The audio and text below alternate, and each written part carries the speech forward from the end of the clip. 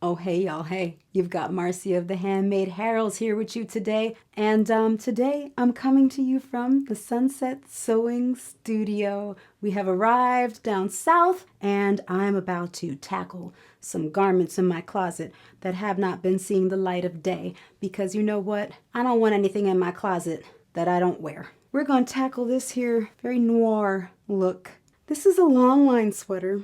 It could almost be a sweater dress, but there's too much bulk up here. There's too much neckline up here. So what I want to do is change this sweater up to a boat line, a boat neck right here. Might give me a little off the shoulder fabulousness. I think it will draw more attention to these awesome sleeves once I change the neckline in the front.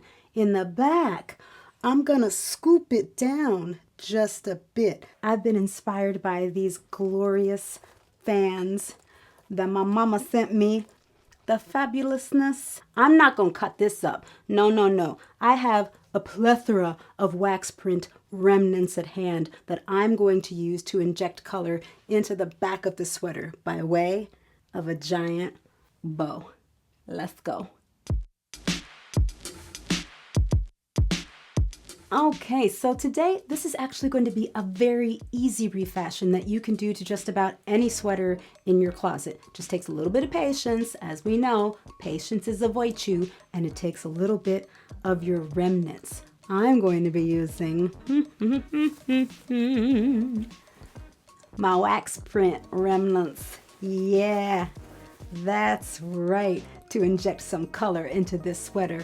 We're going to hold off on that for just a second and tackle the neckline of the sweater first.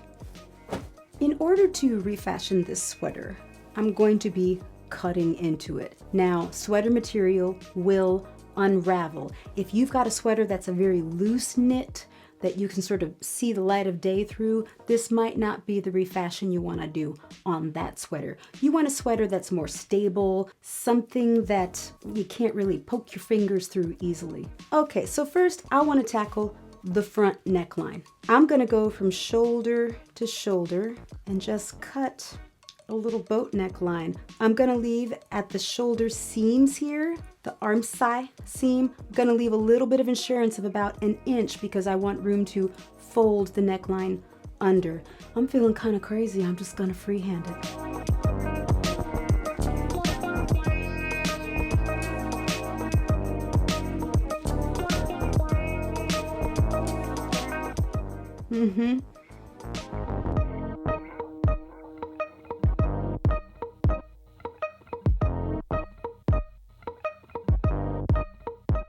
Now, honestly, I should be folding my sweater in half so I get a nice even neckline across the front, but it's really hard to see this black on camera. I'm not gonna do that to you guys. I'm just gonna freehand it and see what happens because this sweater wasn't getting anywhere in my closet anyway. So if it doesn't work out, I'll use it for something else. Maybe a little cowl? Yeah, if it doesn't work out, I could just cut the body off and make a little cowl out of it. See, there's always something you can do. Let's tackle the back. I want to start where I just cut and come down a little bit for a little reveal. I'm just gonna wing it.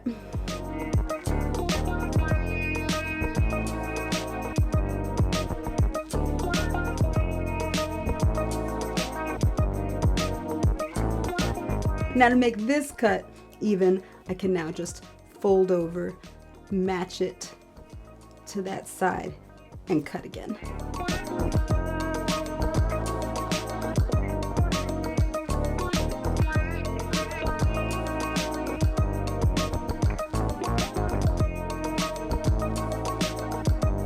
You can see that the neckline is starting to fray a little bit. Little bits of sweater starting to come off. That's where our hem tape is going to come in.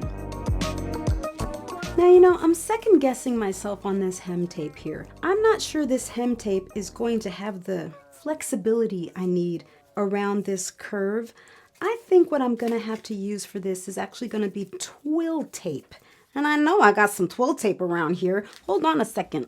Twill tape. I love twill tape. I use it a lot. You've seen me use it in the Vogue open robe duster video our sew along right here, which I highly recommend that you sew along with me if you didn't already. This has a little bit more flexibility to it. It's going to be a little tougher on us to apply, but we're tough, right? We can do hard things.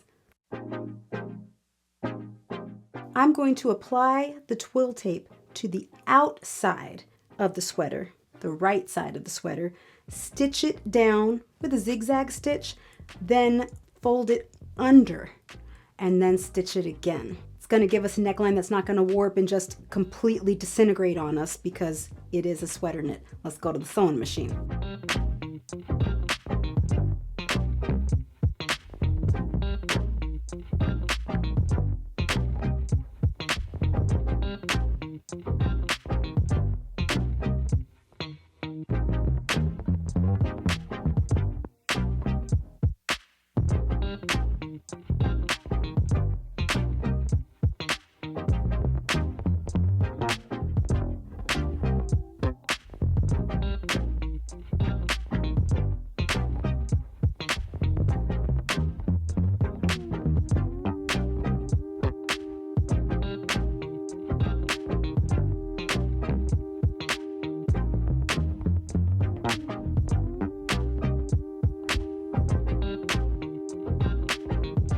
All right, the neckline has been stabilized.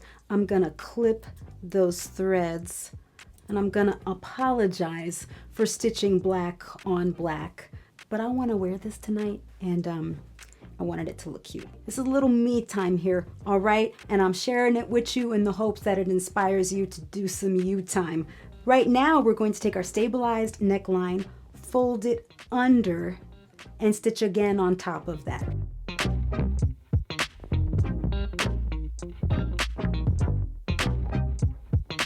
The twill tape finish is now pressed to the inside of the garment. Now we're going to stitch this folded edge down from the outside of the garment.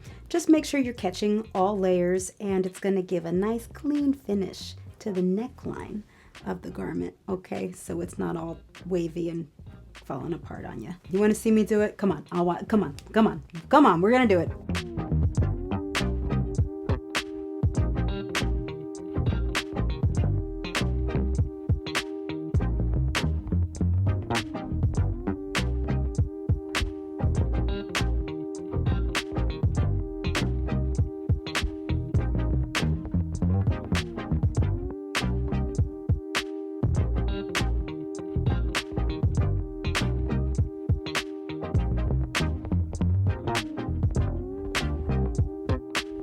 Look at this. Look at what we've got here now. We've got the inside raw edges are encased in that little zigzag stitch, and on the outside, it's a nice clean neckline. It's a nice clean neckline. It's a nice clean neckline. Yeah. What I think we need to do is try this on, because this is not going to stay on my body as such. It's going to just fall right off. That'll be fun to see, won't it? Let's go. The neckline is definitely lower. The back, which I'm gonna try to keep PG for the channel here, is quite open. That's my mic cord there, because we like to be fancy with you guys and give you guys good sound. So obviously I can't wear the sweater like this because it will just fall down. The bow is what's going to cinch the back up for me and keep this on my body. So this bow is super simple to make. It's 3 rectangles, okay? We're not even going to bother with super exact measurements here because it's just that easy. What you want to do is find the straight grain of your remnant. If you're using a remnant that doesn't have the selvage still attached to it, say your remnant just looks like this, just this section of it, here's a little trick for you. Snip into the fabric and rip. You now have a straight edge. If we look at our selvage over here, you can see that that is a straight edge. Snip it and rip in. Such an easy way to find a straight grain of your fabric. Now I want these bows to be placed on the cross grain of the fabric. Again, if you don't have a fabric that has a selvage on it already, the way to find the cross grain is to do a little tug test. Just a little tug test. If you tug on the cross grain, there's a little bit more give than if you tug on the lengthwise grain. This feels taut to me. The cross grain has a little bit of give, and that's where you want the length of your bow to be placed. I want it a little wider than the back of my sweater because it's going to be cinched in the middle, which is going to take some of that length away from it. So we're going to go with 18 inches and about as tall as I can get out of it. Really, you guys, I'm winging this one completely. I just wanted to get up here and start sewing because you know what? Sewing is my therapy. I'm sorry, let me get the mic for a minute. Sewing is a therapy for me. It might not be a therapy for you. It might offend some who have actually had therapy. I am a person who has actually had therapy because mental health is important. You got to take care of your brain, same way you take care of your kidneys and your feet. But sewing actually helps me take care of my brain. It's been a tough 2022. There's been some good things in 2022, but there's been some things in 2022 that I required some meditation on, some brain time on, some me time on, and sewing does that for me. So when I tell you sewing is my therapy, don't at me in the comments. I love you. Okay, let's go back to the cutting. I don't have quite enough of this pink remnant because again, I didn't plan this. I'm just flying by the seat of my pants. So I'm going to use this fabric for the back of the bow. So you want to cut 2 large rectangles of whatever your remnants dictate. And of course, I'm going to try to be economical in my cutting. Don't at me in the comments about my non-economality.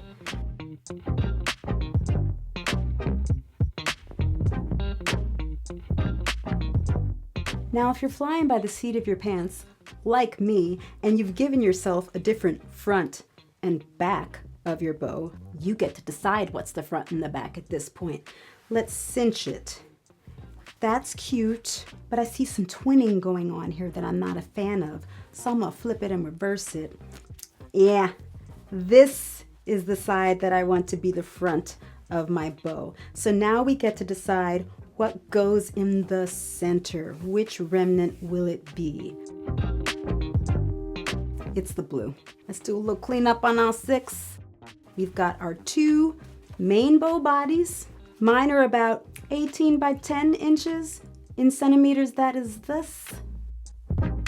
And our smaller rectangle for the center of the bow. This one's about 10 by 3 inches. In centimeters, that's this. Now, with wax print, there is no clear right and wrong side. It's fully saturated on both sides. One is just a bit more saturated than the other. So your fabric might have a right and wrong side. In that case, please listen, put your thinking caps on to what I'm saying right now. You want to take your fabric and place it right sides together. That means that the pretty side of your fabric is going to be facing, just kissing, just having a wonderful time.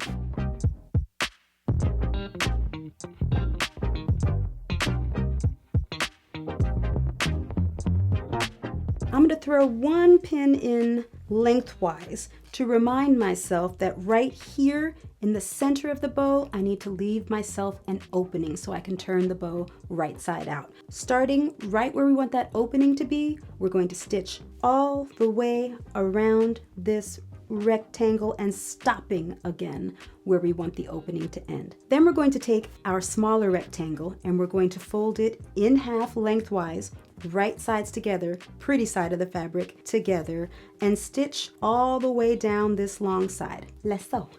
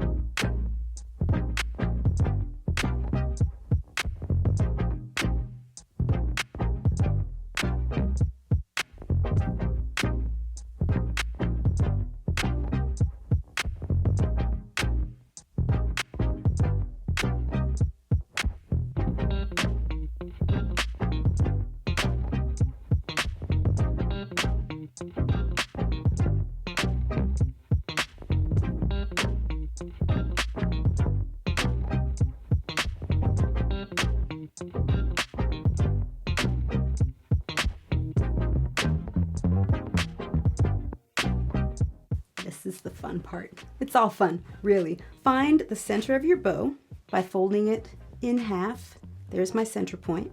And I'm going to lay my tie down right on the center point. How much fun is that? And then we're just going to cinch our tie up, and that's what it's gonna look like. You know what? This is way more tie than we needed, but because I used this much tie, I can decide right where I want the print to lay. I think I like that. Now we're going to pin our tie and stitch right across this line. You're only catching the long tie in this stitching. You're not catching the bow, okay? Really, guys, you just put it under your press foot and you stitched across it. You didn't need to see me do that, right? And magic of YouTube, it is now stitched across. Let's take that pin out. Now we're going to clip those ends that we don't need anymore. Turn that ugly end to the inside of the bow tie. Look at how cute. How cute is she? Oh my gosh, I love her so much. On the inside, because you want to make sure that this end doesn't migrate to the outside, just throw a few hand stitches here to tack it to either end of the actual bow. Easy, right? I'll do it. I'll do it so you can see it. Okay, here we go. Getting a needle and thread.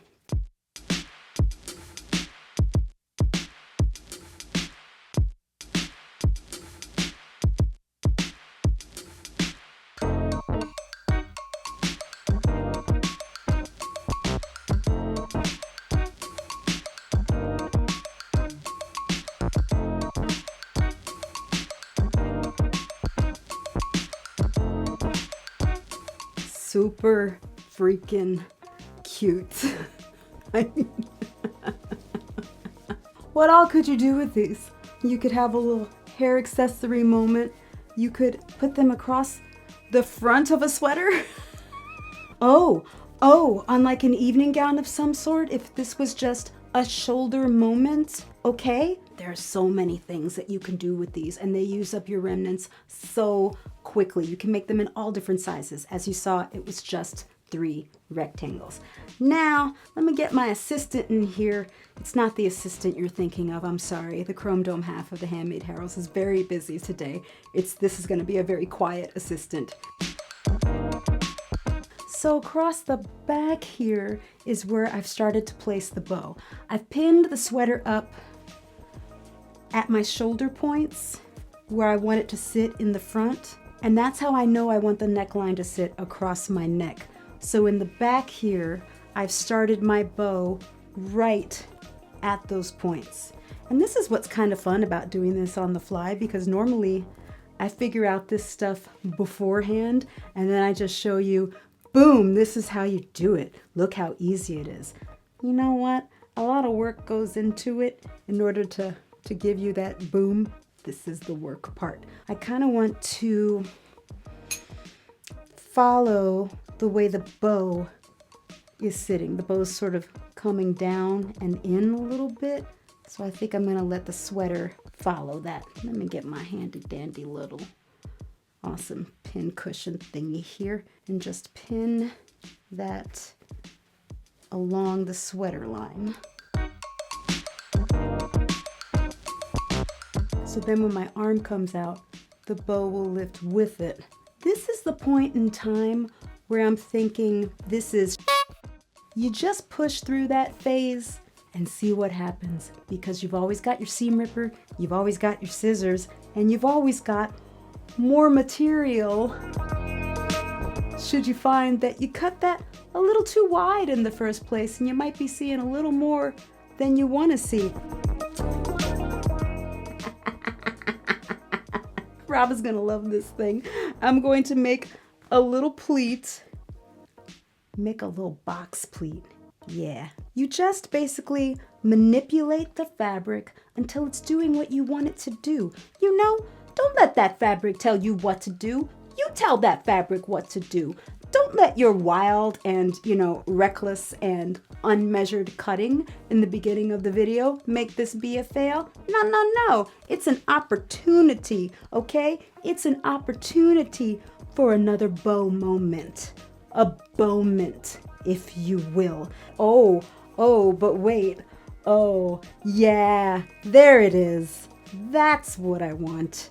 I've passed the this is stage, and I've now entered back into this is the most awesome thing that I've ever made stage. It's a stage I like to be at. It's a stage that I like to live in. Just set up shop, permanent residence there for 2023. Always awesome. If you're doing this along with me and you've got a sweater and you feel like getting the job done quick, of course you can machine stitch along the edges of these bows. But I'm gonna do a real simple whip stitch just wherever the bow comes in contact with the sweater, wherever I want the bows to lay, all these little pinpoints, and I'll meet you back here for the reveal. Business in the front, party in the back. Guys, I might put bows on everything now. I love it so much. I love it so much, I had to go put some little fancy tights on. Show you what it looks like as a sweater dress. All right, y'all. I hope this was inspiring. I hope it gets you into your closet. As you could see, I had no clear plan for this. Other than that, I wanted to introduce some color and a new neckline into this sweater. Peace out, emphasis on peace, and come back, like and subscribe, because I'm going to be giving you more refashions so you can kickstart your sewing and get some Technicolor into your closet. All right, bye.